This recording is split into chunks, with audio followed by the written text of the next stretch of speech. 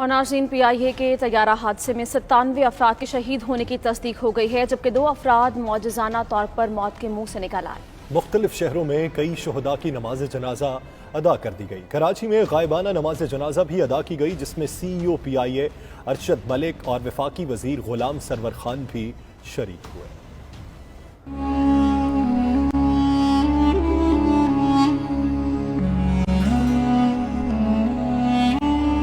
PIA کا المناک حادثہ، 99 میں سے 97 افراد کے شہید ہونے کی تصدیق ہو گئی۔ جہاز میں سوار 2 افراد معجزانہ طور پر محفوظ رہے۔ قابل شناخت لاشیں ورثہ کے حوالے کر دی گئیں، جبکہ باقی کے DNA کا عمل جاری ہے۔ میجر شہریار شہید اور بیوی بچوں کی نماز جنازہ بہار مسلم سوسائٹی کی علی مسجد میں ادا کی گئی۔ Corps commander Karachi lieutenant general Humayun Aziz نے بھی شرکت کی۔ امیر جماعت اسلامی کراچی حافظ نعیم بھی نماز جنازہ میں شریک ہوئے۔ کراچی میں شہداء کی غائبانہ نماز جنازہ بھی ادا کی گئی، جس میں وفاقی وزیر غلام سرور خان، CEO PIA ارشد ملک، وفاقی وزیر علی زیدی، گورنر سندھ عمران اسماعیل، حلیم عادل شیخ اور دیگر شخصیات نے بھی شرکت کی۔ بدقسمت طیارے میں سینئر صحافی انصار نقوی بھی تھے۔ فیملی کے ساتھ عید منانے کے لیے لاہور سے کراچی جا رہے تھے، جس کے بعد انہیں حیدرآباد جانا تھا۔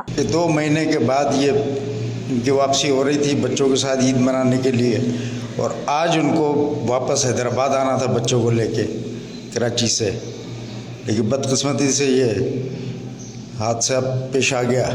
حادثے کے مقام پر پاک آرمی کا انفارمیشن سینٹر قائم کر دیا گیا۔ سول ایوییشن نے شہداء کے اہل خانہ کے لیے لاہور، اسلام آباد اور کراچی ایئرپورٹ پر خصوصی ایمرجنسی کاؤنٹرز قائم کر دیے ہیں، جہاں لواحقین کی رہنمائی کی جا رہی ہے۔ پالپا نے طیارہ حادثے کی شفاف اور عالمی معیار کے مطابق تحقیقات کا مطالبہ کر دیا۔ تنظیم نے غمزدہ خاندانوں سے اظہار تعزیت کیا اور کہا پائلٹس امدادی پروازیں چلاتے رہیں گے۔